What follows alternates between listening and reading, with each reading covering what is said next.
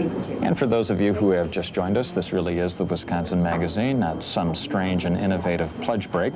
We are originating tonight from the Petro Plaza and truck stop near Portage along I-94, and our program is about cars and culture and places like this, truck stops, places that have salad bars in the shape of trucks, showers and laundromats, game rooms and TV rooms, even a chapel is downstairs. In northern Illinois, these places used to be called oases, a fitting name for any midnight rider. Joanne Garrett and Chuck France pick up their interstate odyssey now at a place like this near Minneapolis.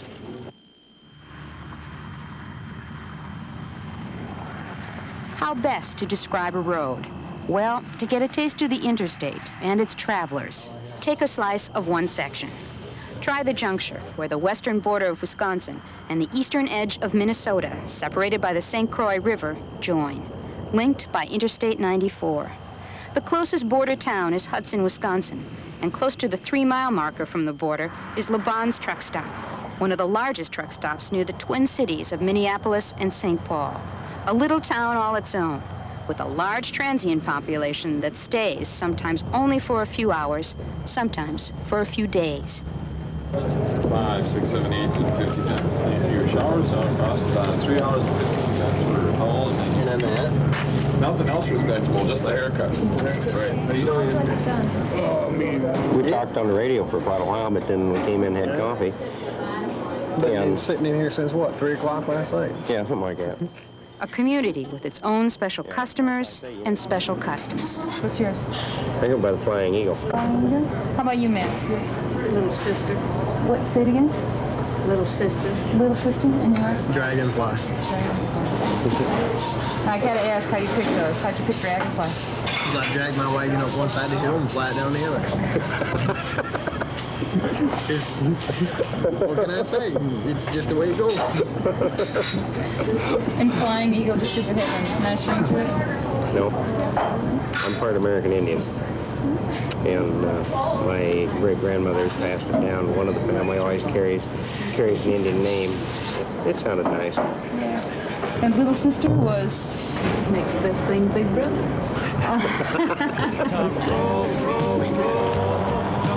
Show not the shame about the shape I'm in. Roll, roll, roll, roll, trucker, I'm back on my wheels again.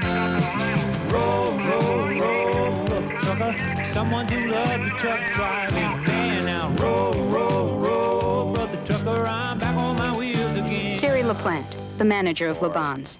The bulk of it this time of year is going to be now. The rest of the year will be truckers. Could you put a percentage on it? How much would be truckers and how much would be tourists? This time of year? Yeah. Oh, probably about 70–80% will be truckers. Roll, trucker, back on my wheels again. Roll, roll, roll, roll, trucker, I was bound for South Bend. Roll, roll, roll, roll, trucker, I'm back on my wheels again. They are the cowboys of this country's last frontier, the highway, the stuff of legends and song lyrics. Well, these diamonds on my windshield, these tears from heaven. Well, I'm pulling into town on the interstate. I got a steel train in the rain.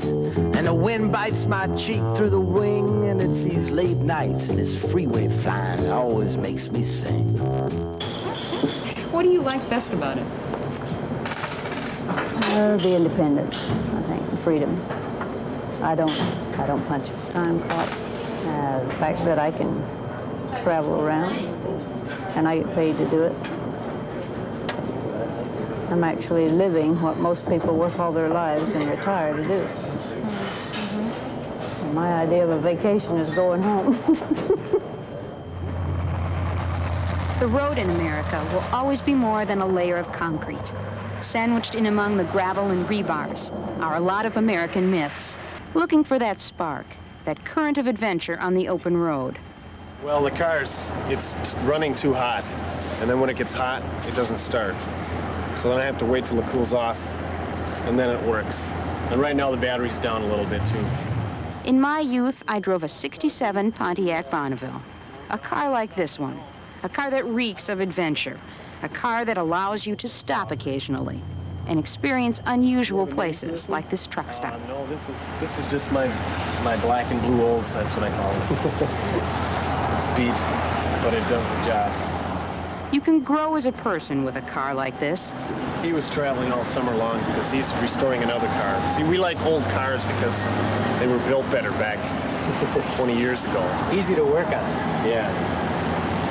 They just don't start sometimes. Sometimes they don't. Drive a beater and you acquire a first-hand appreciation of the fallibility of machines, an appreciation of just how much can be fixed with a coat hanger and a hammer. Drive a beater and you cannot help but acquire a zen-like tolerance for the setbacks of life.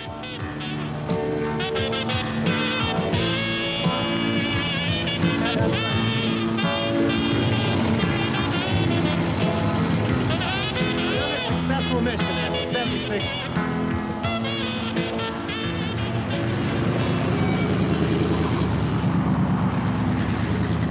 But the song of the open road knows no season. Adventure knows no upper limit.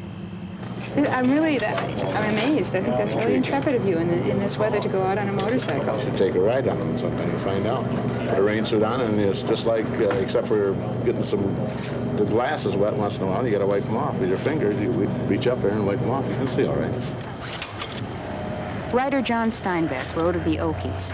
The highway was their home and movement their means of expression. The road has been the subject of many a novel and many a table talk at truck stops.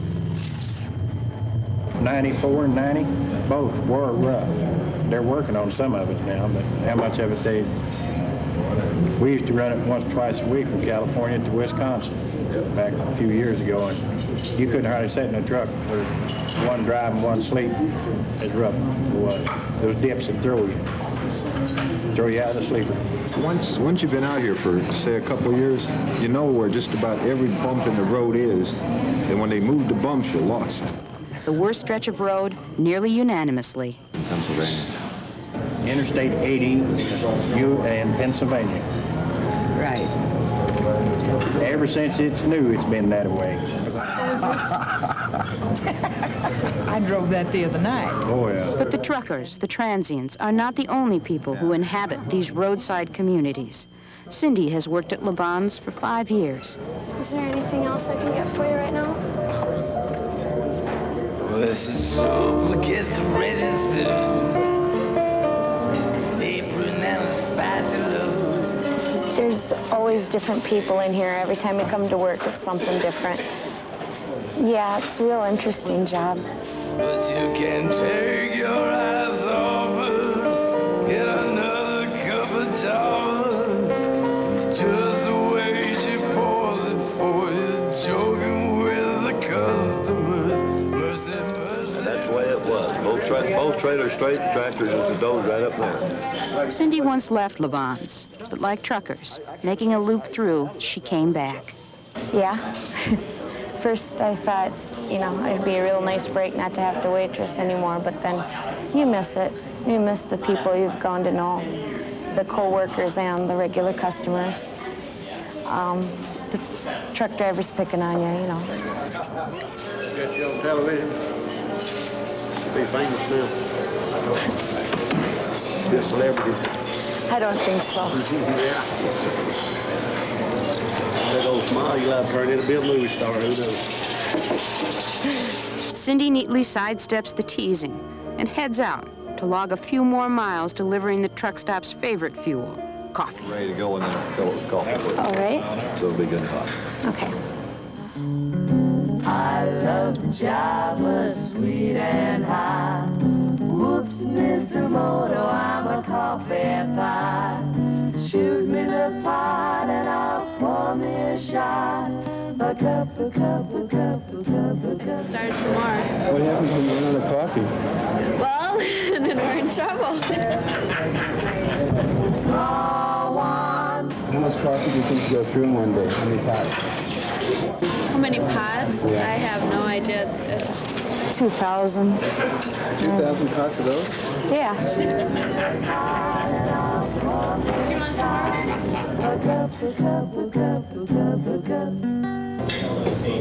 What cup of coffee are you on right now? Good question. I don't even know. I never knows. All I know is coffee. It fuels conversations. It keeps connections going. It provides a reason to linger and helps pass the time in a place so far from home. Well, they told me when I left in July, I left home, let's see, I left terminal down there in Houston, July the 18th. I haven't been back through anywhere close to it. Yeah, that's anywhere, that's bouncing back. How long have you been out on the road now? I'm going to my 3rd week now, so I guess next weekend I'll be getting home. You lonesome for it? Yeah, very, very much. I miss my family most of all, you know. Don't see them quite regular, as I would like to. How many in your family? I have a wife and 3 kids. Traveling at night, the headlights were bright, and we'd been up many an hour. All through my brain came the refrain of home and its warm and fire. Go to sleep. We bring home pieces of landscape from our memories of travel. A blurred line of scarlet in the rearview mirror. That flash as a curve gracefully gives way to straight line. This, too, is the terrain of a road trip. A landscape where clouds of smoke swirl upward over oceans of coffee. And conversation pours and pours and pours. Whispers home at last. Whispers home at last. Whispers home at last. Whispers home at last. Finally now, a last look at the open road.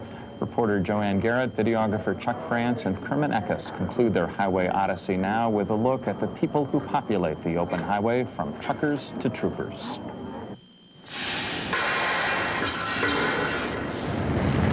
What happened is the side blew out right here. That's why it went flat. 2 days out, and this trucker has hit a stop. A lot of times when you're out there, you realize you're out there all by yourself. There's nobody you really know around. The ones you talk to on the radio, you couldn't pick them out of a crowd if you run into them face to face. And it's wondering, you know, if something happens and you get sick or something, who's going to help take care of you when you can't do it yourself? Freedom's flip side. There is a proud independence tied to the road's white line, but also a particular isolation.